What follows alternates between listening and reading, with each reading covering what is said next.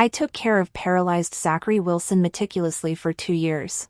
Everyone assumed the first thing he'd do upon standing would be marrying me. Only I asked that night after his successful surgery, "Do you still want to marry me?" He hesitated. That simple answer never came. I chuckled. "I understand."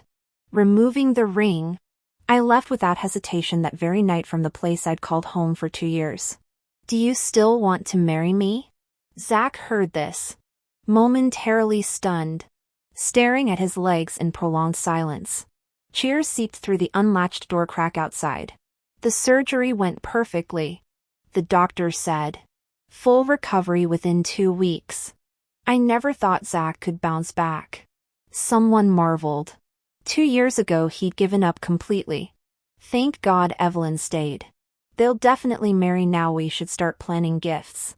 Zach remained silent through the rowdy well wishes, tension thickening the air until I broke it by massaging his knees as usual. "Pressure okay?" I asked. My standard peace offering. His rigid posture gradually eased. "Any discomfort?"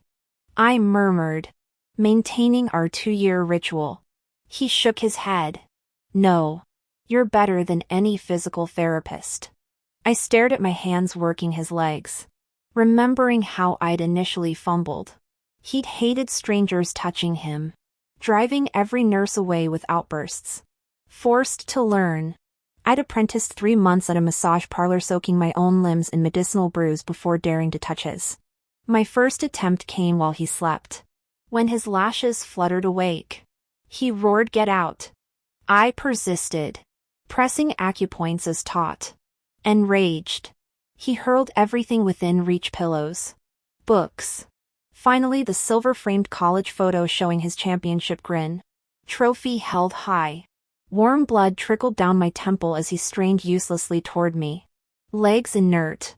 His choked sob broke through. "Leave. It's useless. I can't feel anything." Yet I came daily through storms and swelter. After his overdose incident, his mother begged through tears, "Stay." I made my vow kneeling before him. "Look at me. Everything will be okay." Neither of us knew where that conviction came from. I moved in that day. He'd rage during failed therapy sessions, smashing rooms yet carefully avoiding me. "Zach," I'd repeat after each storm, "trust me." 2 years of this mantra. 2 years until his legs regained sensation. Until yesterday's miraculous surgery. Now his mother pressed a bank card into my hands, tearful gratitude choking her words. The plastic rectangle felt alien, its weight unrelated to pre-dawn massage sessions or blood-stained photo frames. Zachary Wilson would walk again. Evelyn Harris's vigil had ended. These past 2 years, it wasn't just about a bank account. Zach's friends all called me Mrs. Wilson, but only I knew the truth: I never truly earned that title. We never confessed feelings or defined our relationship. All I had was his promise during his first treatment, when doctors hinted at grim possibilities. Pushing his wheelchair home that day, he shattered like fallen royalty. He bit my shoulder so fiercely during his breakdown that the scar remains. When he saw blood, panic flooded his eyes. "I'm sorry," he kept repeating. Later, massaging his atrophied calves with medicinal oil, he suddenly asked, "Evelyn, have you been in love with me all this time?" I met his gaze. "Yes." That's when Zachary Wilson vowed, "Once I walk again, we'll marry immediately." But I didn't nurse his wounds for transactional promises. I foolishly hoped he'd mirror my feelings. That devotion might spark reciprocation. Tonight, familiar routine: warming oil between palms before kneading his legs. His voice broke the silence above me. "Evie, you don't need to do this anymore." My hands faltered but continued. Looking up, I dared ask again, "Zach, do you still want to marry me?" His silence answered. The engagement ring he'd slid onto my finger months ago suddenly burned. In the bathroom, tears plinked into sink water as I wrestled off the ill-fitting band. Too small from the start. Yet I'd forced it on. clinging to delusion. Evie, his voice trailed outside the door. You're like family. The living room's boisterous warmth clashed with my frozen composure. Friends toasted with juice glasses. Mindful of Zach's recovery. We'll hit St. Moritz again once you're healed. Someone cheered. When they turned to me, Mrs. Wilson should come too. Zach's expectant look shattered me. You go ahead. I murmured. Yet as I turned away, his voice followed, we'll both be there. The ring's pale imprint on my finger throbbed. Phantom reminder of might-have-beens. Anyway, I only see you as a sister. The room fell silent the moment those words left his mouth. His friend playfully smacked Zach's head. Zach. What kind of joke is that? More friends quickly jumped in to smooth things over. He's still groggy from recovery, don't take it seriously. Evelyn. The moment dissolved into laughter. But Zach never uttered another word. I remembered my best friend studying the ring on my finger years ago. Evie, are you sure? He's from a different world. If he ever walks again, do you really think he'll marry you? Back then, I couldn't answer. I still couldn't. Now Zach had given me the answer himself. No. The reunion hummed with soft music and nostalgic chatter. I quietly searched St. Moritz on my phone, an obscure ski resort town. Their stories about alpine getaways and private jets might as well have been another language. Different worlds. My friend had said. When I stood, Zach's gaze snapped to me. My bedroom, if you could call it that, held nothing but items Mrs. Wilson had bought. I dialed the woman who'd wept while thanking me 2 years ago. About that bank card, she cut me off eagerly. 6 zeros. Take it all. Thank you for caring for Zach. I hung up, tossed my few thrifted clothes into the trash, and slipped the card into my pocket. Late night snack run? Someone called as I passed the living room. I flashed a smile to spare Zach the drama. Craving dumplings. They offered to order delivery, but I waved them off. Those fancy apps charge $1.50 for a soup. Not worth it. Zach watched me, unblinking, as I waved goodbye. At 1 a.m., I walked out with a single card. No more midnight panic attacks to soothe. No more begging him to eat. In my new apartment, I sipped water on the balcony, tracing the pale ring of skin where my engagement band had been. The night felt crisp. The stars unusually bright. His call came at dawn. When I answered, silence stretched until I finally said, "What?" Evie, his voice wavered. "I want custard buns for breakfast." I remembered his refusal to eat after the accident, how I tried every recipe until tears splattered the kitchen tiles. Please. Just one bite. He'd finally relented, scowling as he chewed. Now, after yesterday's silence, I said plainly, "I'm gone, Zach." The line went quiet. I hung up. The card's balance glowed on my screen, enough zeros to make my head spin. Outside, dawn painted the sky in watercolor streaks. For the first time in years, I breathed. After recounting the numbers several times, I still couldn't believe it. Carefully tucking away the bank card, I finally understood my best friend's warning, "You're from different worlds." My parents were ordinary folks.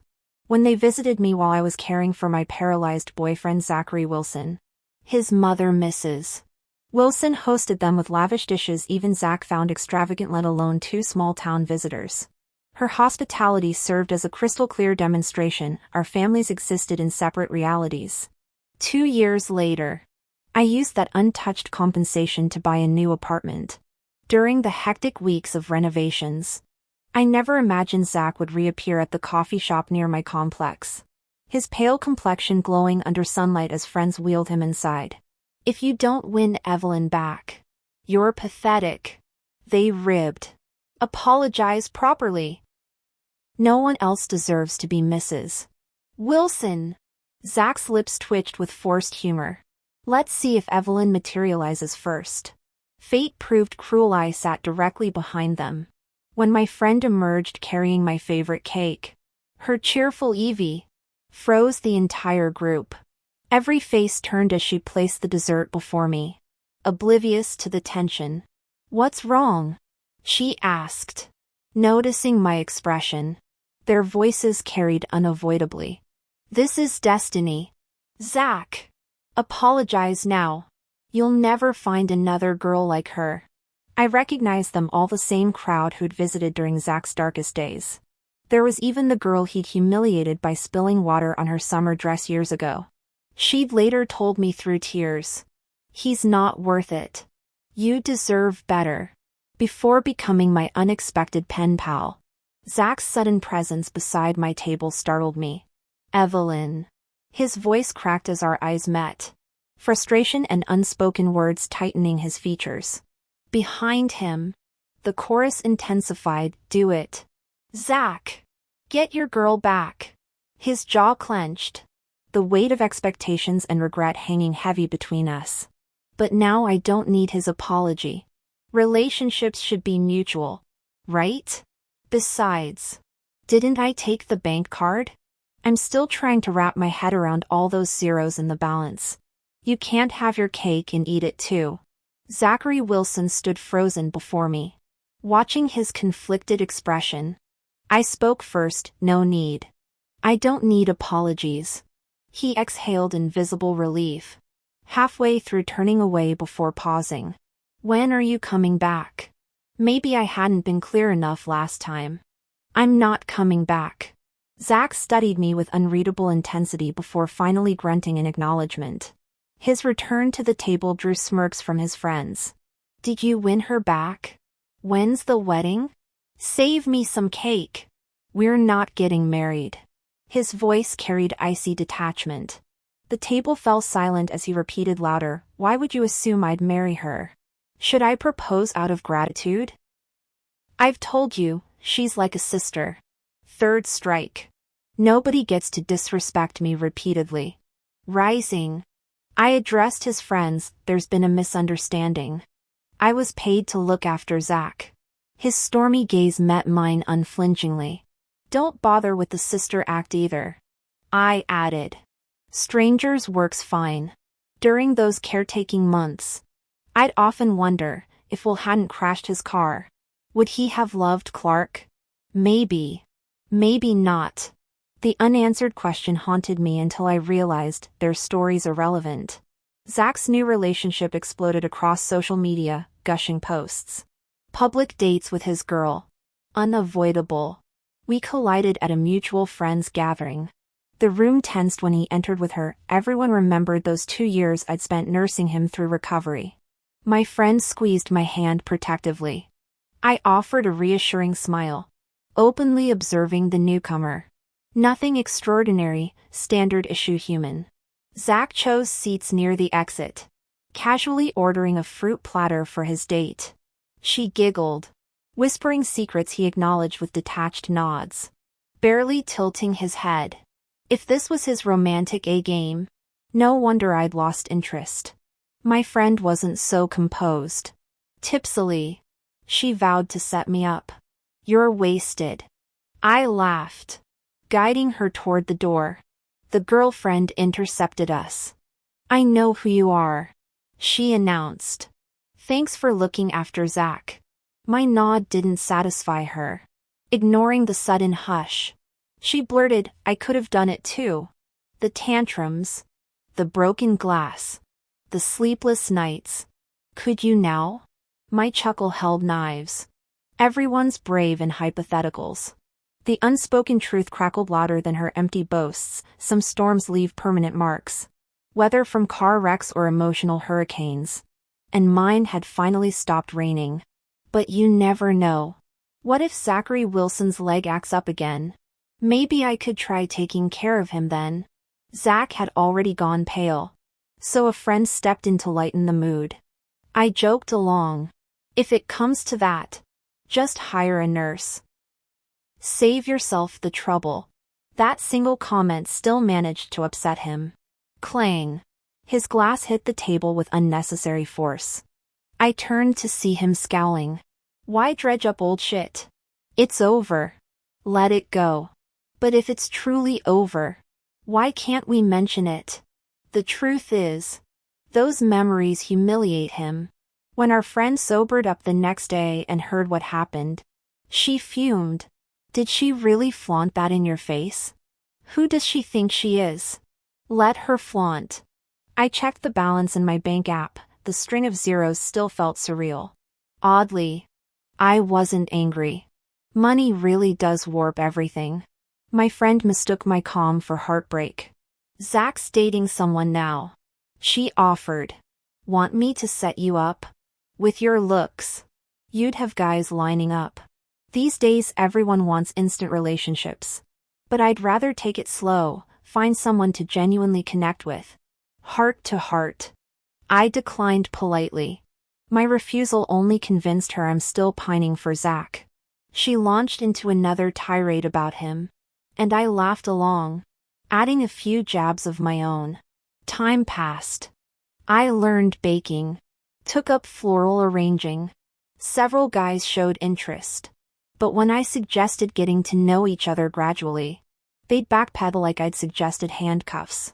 Within weeks, they'd be Instagram official with someone else. You're turning into a professional matchmaker. My friend teased. I didn't mind. After years of revolving around Zach, I wanted to focus on myself first. My heart needed space before letting anyone new in. When the time came, it'd have to be someone equally sincere. I still believe in that real connection. No shortcuts. Zach cycled through girlfriends. Each breakup followed by flashy new #couples posts. Our friend group gradually accepted that we'd never reconcile. I took up scuba diving like some midlife crisis cliché. Hauling gear to every interesting reef. Spent half a year away from the city. Yet Zach's updates kept finding me. His latest split seemed different. Though. He stopped rebounding. His friends started dropping "he's single now" hints in my DMs around Christmas. I couldn't avoid going home for the holidays. What I didn't expect was the welcoming committee at the airport. The whole crew showed up. Evie, you've gone full surfer girl bronze. One joked. Their warmth surprised me. I'd assumed the friend group would pick sides. Even the guy who'd witnessed our ugliest fight texted months ago, regardless of you and Zach. I'd still want to be friends. Then I spotted him. Zach stood apart, staring at the arrivals board like it held state secrets. Eventually he approached. Long time no see. 6 months ago, he barely tolerated my presence. Now he sounded almost cordial. Likewise, I replied. He opened his mouth, something about his leg, when my phone rang. Sorry. I mouthed, answering to a burst of sunshine disguised as a human voice. Where are you? Evie? I'm lost. I laughed. Sending my location. Don't sprint. Okay? The group debated lunch spots while I waited. Mind if we add one more? Who? They chorused. Orange windbreaker. Overgrown golden retriever energy. I'd told him not to run. But here he came anyway. Tackle hugging me with a dramatic, I missed you. My friends froze. When I tried taking his duffel bag, he clung to it like a kid with a security blanket. I introduced him to my friends. Caleb Young. My boyfriend. Sometimes fate works in strange ways. It arrives when you least expect it. When Caleb confessed his feelings, I told him to take it slow like I always do. Honestly, I expected him to back off after 2 weeks. But he surprised me by sticking around.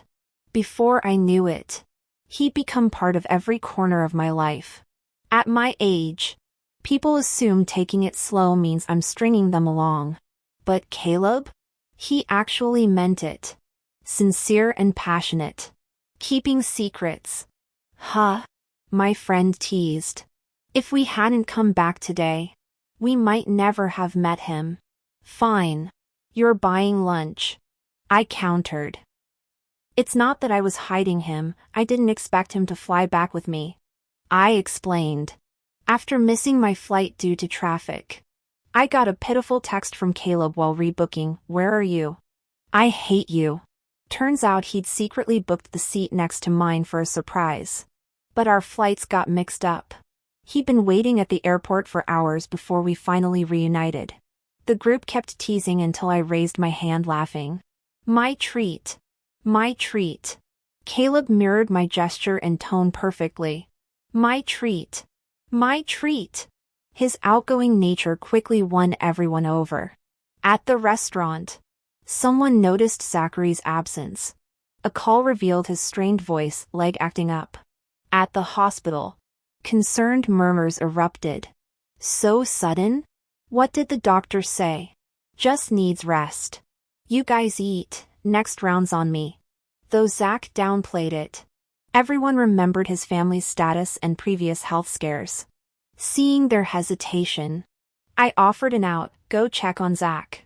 Dinner can wait, Caleb and I need rest anyway." Caleb cheerfully waved them off without a hint of annoyance.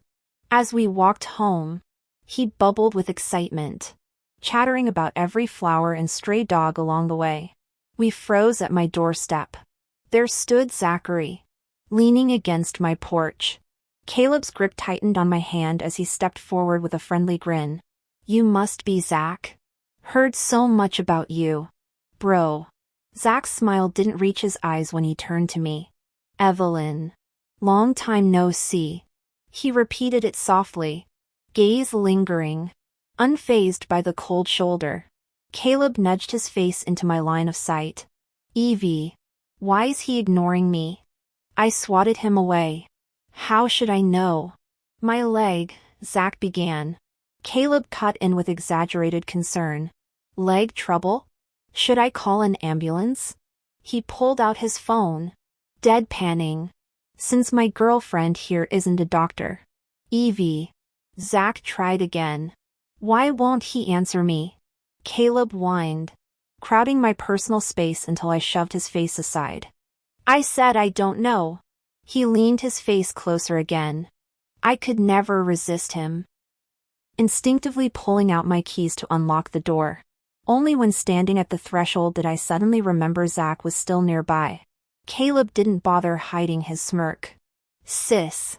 You forgot Zach's still at the door." The polite mask nearly slipped from Zach's face. When he noticed my gaze, he finally spoke.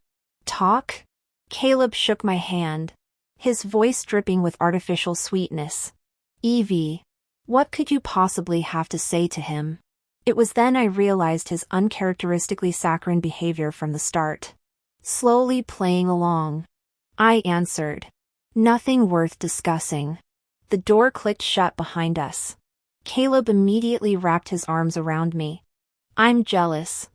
I ruffled his hair. "What's there to be jealous about?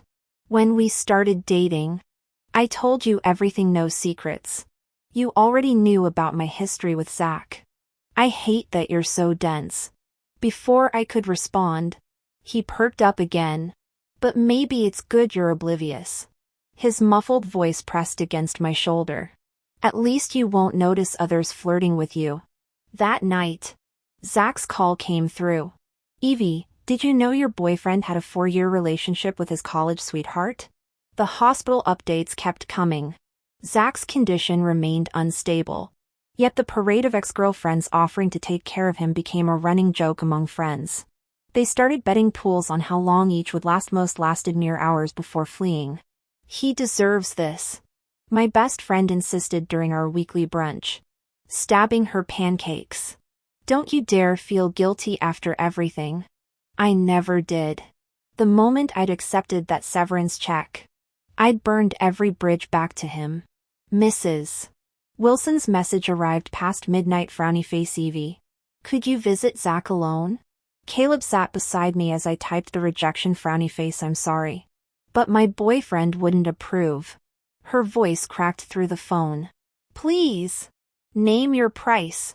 Zach hasn't eaten in days. Why is this happening to us?" Between sobs, I pieced together that his leg muscles were deteriorating. The rare complication doctors warned about had materialized. The athlete who'd clawed back from paralysis now faced losing everything again. Caleb squeezed my hand. "It's okay if you need to go." But I held firm. "We don't owe them more chances." The next morning's gossip confirmed the worst. Zach's legs were failing. My friends' voices turned somber. "Remember how he treated you during his first recovery? Throwing medication, screaming at nurses?" Now imagine that rage compounded. When Zach called again, I expected demands for his prescribed massages. Instead came the venomous challenge: "Let's bet on your golden retriever boyfriend's loyalty." I don't play games with relationships. Doesn't matter. His laugh chilled me. "Just wait. All men are the same." I brushed the incident off and moved on. The next few days were hectic with year-end obligations. Caleb kept trying to make plans to explore the city together, but I repeatedly turned him down. He moped around with visible disappointment until realizing my schedule was genuinely packed. Then began wandering the urban sprawl alone.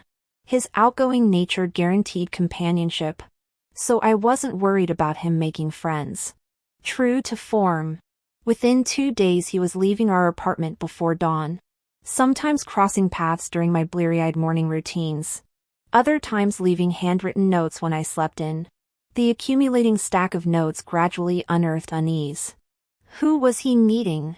Where did he go? I remembered how he'd pestered me during my business trip last month, constantly checking my whereabouts. For the first time, I understood that restless insecurity. Before I could carve out time to address this, Zach texted from a new number, a photo of Caleb laughing with some girl at a cafe. My stomach dropped. He'd told me he was meeting friends that morning. Zach's messages kept coming. "See? All men are the same. Want to bet whether he comes home tonight?" I blocked him mid-spam. Sitting alone, I tentatively texted Caleb, "What are you up to?" "Grabbing dinner with friends," came the instant reply. I couldn't bring myself to ask, "When are you coming back?" Deciding to wait until his usual 10 p.m. return time, I watched the clock tick past 11 with no word. Zach called from another burner number. "Told you they're all the same." But why did it matter? If Caleb betrayed me, I'd simply move on. Heartbreak never stopped me from loving again. When that girl who liked Zach said he wasn't good enough for me, I dismissed it. How could someone so kind and principled be unworthy? Now, replaying these 2 years of nursing his self-destructive tendencies and squandered medical resources, I saw it clearly. He never deserved me. 1 a.m. Still no Caleb. Why was I waiting? Why trust Zach's poison over direct communication? Our relationship shouldn't hinge on his interference. I threw on my coat.